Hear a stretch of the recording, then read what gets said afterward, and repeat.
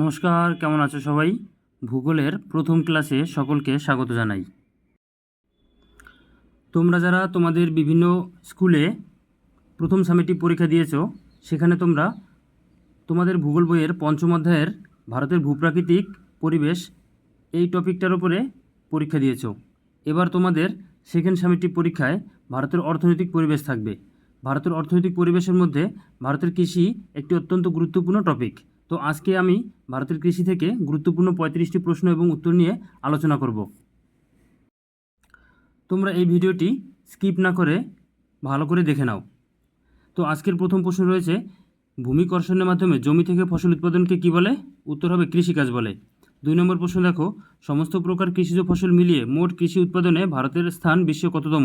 দ্বিতীয়। ভারতের মোট কর্মসংস্থানে শতকরা কত ভাগ কৃষির অন্তর্গত? 50 ভাগ। ভারতের জাতীয় আয় শতকরা কৃষি থেকে আসে 20%। ICAR এর পুরো নাম কি? Indian council of agricultural research. ভারতের প্রধান কৃষি গবেষণা সংস্থা কোথায় অবস্থিত? উত্তর হয়ে যাবে নিউ দিল্লিতে অবস্থিত। ভারতের সবুজ বিপ্লবের জনক কাকে বলা হয়? Doctor MS স্বামীনাথনকে। পরের প্রশ্ন দেখো, ভারতের কৃষি জমির জোতগুলো কেমন? ছোট।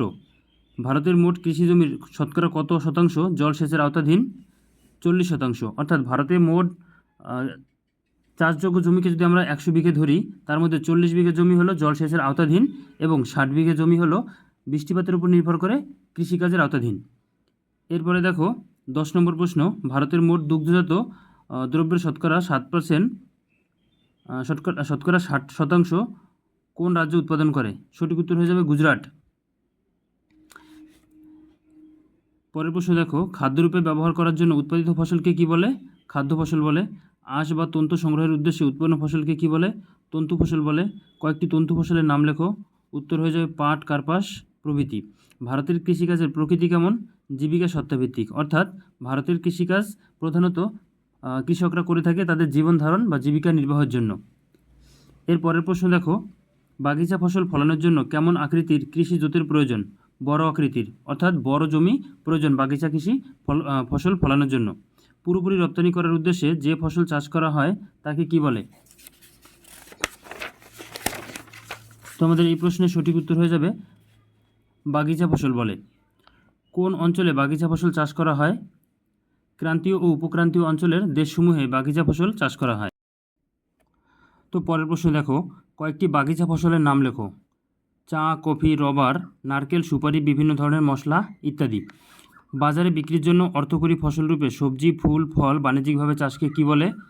হর্টিকালচার বা ট্রাক ফার্মিং বলে। বাণিজ্যিকভাবে শাকসবজি চাষকে কি বলে?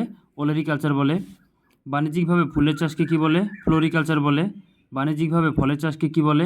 পোমাম কালচার বলে। মৌসুমী বায়ুর আগমনের সাথে সম্পর্ক রেখে ভারতে যে শস্য উৎপাদন করা হয় তাকে কি বলে? খারিফ শস্য বলে। কয়েকটি খারিফ শস্যের নাম লেখো।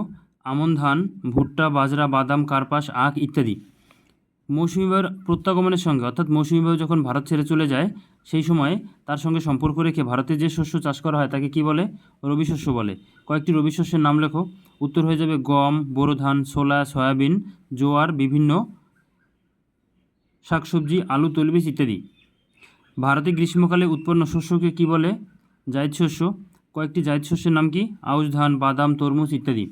পরের প্রশ্ন দেখো, রবি শস্য কখন বা কোন মাসে বপন করা হয়? অক্টোবর, নভেম্বর মাসে। ভারতে রবি শস্য কোন ঋতুতে চাষ করা হয়? শীতকালে। ভারতের রবি শস্য কখন তোলা হয় বা কাটা হয়? ফেব্রুয়ারি থেকে মার্চ মাসের মধ্যে। খারিফ শস্য কখন বপন করা হয়? জুন থেকে জুলাই মাসে। খারিফ শস্য কোন ঋতুতে বপন করা হয়? গ্রীষ্মকালে। খারিফ শস্য কখন তোলা হয় বা কাটা হয়? তো এই প্রশ্নের সঠিক উত্তর হয়ে যাবে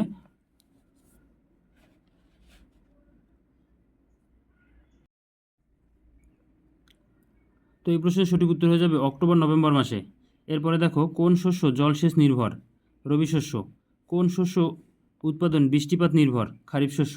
তো আজকে এই 35টি এই ছিল আজকের গুরুত্বপূর্ণ 35টি প্রশ্ন ও উত্তর। তোমরা এই ভিডিওগুলো দেখতে পারো, দেখে তোমাদের মাধ্যমিক পরীক্ষার প্রিপারেশন আরও ভালো করে নিতে পারো ভূগোলের জন্য। ভিডিওগুলো তোমাদের কেমন লাগছে অবশ্যই কমেন্ট করে জানাবে।